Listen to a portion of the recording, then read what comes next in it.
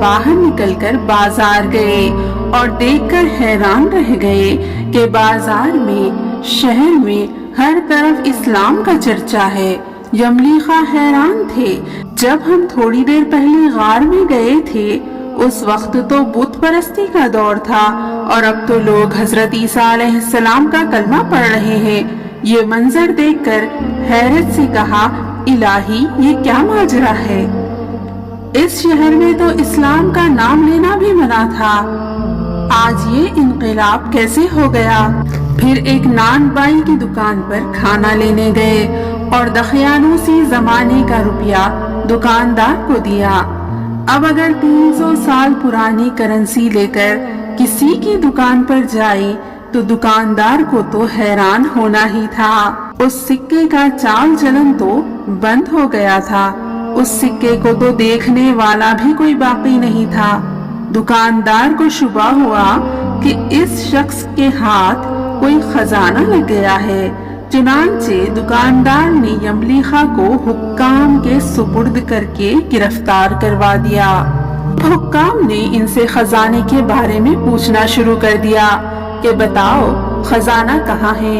یملیخا نے کہا کہ خزانہ تو کوئی نہیں ہے، یہ تو ہمارا ہی روپیہ ہے۔ حکام نے کہا کہ برسوں گزر گئے ہیں اور اس سکے کا چال چلن بھی بند ہو گیا ہے۔ تو یملیخا کہتے ہیں کہ اچھا چلو یہ بتاؤ کہ دقیانوس بادشاہ کا کیا حال ہے؟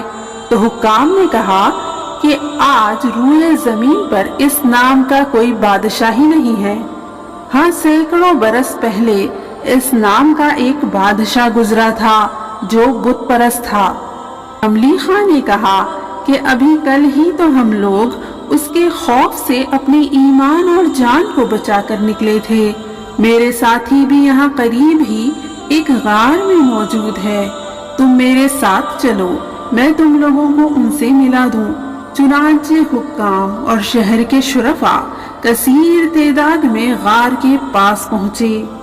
غار میں اصحاب کہف یملیخا کے انتظار میں تھے کہ وہ کھانا لے کر آئیں گے، لیکن جب ان کی واپسی میں دیر ہوئی تو انہوں نے خیال کیا کہ شاید یملیخا گرفتار ہو گئے ہیں، اور جب غار کے پاس بہت سے لوگوں کا شور سنا تو سمجھ بیٹھے کہ غالباً دقیانوس کی فوج ہماری گرفتاری کے لیے آئی ہے۔ تو یہ لوگ نہایت اخلاص کے ساتھ ذکر الہی اور توبہ و استغفار میں مشغول ہو گئے۔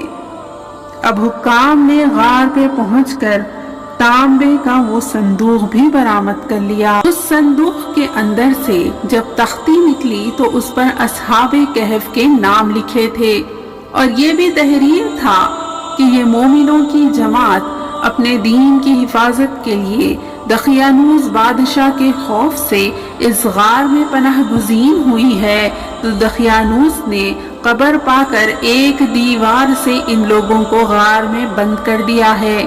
ہم یہ حال اس لیے لکھتے ہیں کہ جب بھی یہ غار کھلے تو لوگ اصحاب کہف کے حال پر مطلع ہو جائیں۔ حکام تختی کی یہ عبارت پڑھ کر حیران رہ گئے۔ ان لوگوں نے اپنے بادشاہ بیدروس کو اس کی اطلاع دی۔ بیدروس بادشاہ فوراً اپنے امراء کو لے کر غار کے پاس پہنچا۔ اصحاب کہف نے غار سے نکل کر بادشاہ سے ملاقات کی اور اپنی ساری داستان بیان کی۔ بیدروس بادشاہ سجدے میں گر کر اللہ عز و جل کا شکر ادا کرنے لگا کہ میری دعا قبول ہو گئی، اور اللہ عز و جل نے ایسی نشانی ظاہر کر دی کہ موت کے بعد زندہ ہو کر اٹھنے کا ہر شخص کو یقین ہو گیا ہے۔